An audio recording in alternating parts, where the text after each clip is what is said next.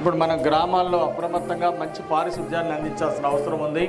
లేకపోతే అంటువ్యాధులు ఇలాంటి సమస్యలు, జ్వరాలు వచ్చే ప్రబలేటువంటి అవకాశం ఉంది. కాబట్టి దీని మీద అధికారులు, ప్రజాప్రతినిధులు సమిష్టిగా కృషి చేసి గ్రామాల యొక్క పారిశుధ్యం మీద ప్రత్యేక దృష్టి పెట్టాల్సిందిగా ఈ సందర్భంగా కోరుతున్నా.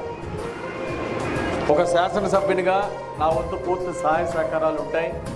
ప్రజాప్రతినిధులకి సపోర్టుగా అధికారులు కూడా కలిసి పనిచేసినట్లయితే గ్రామాల్లో ఉన్నటువంటి సమస్యలను పరిష్కరించి గ్రామాన్ని మనం అభివృద్ధి చేసుకోవడానికి అవకాశం ఉంది. కరెక్ట్గా 10 నుండి 15 రోజుల లోపే ప్రతి గ్రామంలో కూడా మొత్తం డ్రైనేజీలన్నీ కూడా శుభ్రపరచాలి. మొదట 5 రోజుల్లో బల్బులు వేసేదానికి కూడా జనరల్ ఫండ్స్ నుండి బల్బులు ఖర్చు పెట్టండి. ఇవి రెండు కూడా ప్రాధాన్యంగా తీసుకోండి. చీకట్లో నడిచేటప్పుడు పాము కాటుకు గురై చనిపోయినటువంటి వాళ్ళు కూడా ఉన్నారు. అంటే ఈరోజు ప్రజలకి అభివృద్ధి ఇచ్చేటువంటి ప్రభుత్వం వచ్చింది, చీకట్లో వెలుగు నింపేటువంటి ప్రభుత్వం వచ్చింది. కాబట్టి రాత్రిపూట గ్రామాల్లో వీధుల్లో చీకటి ఉండడానికి వీల్లేదు. చీకటిని పారదోలాలని చెప్పేసి ప్రజాప్రతినిధులకి, అధికారులకి సందర్భంగా నేను కోరుతున్నా.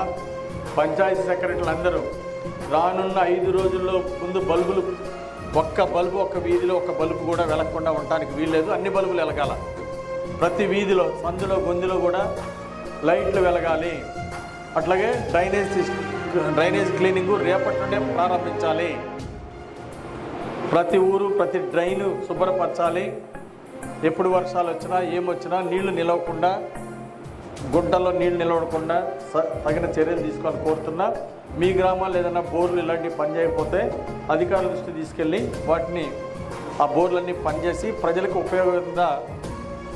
ఉపయోగంగా తీర్చిదిద్దాలని ఈ సందర్భంగా నేను కోరుతున్నాను.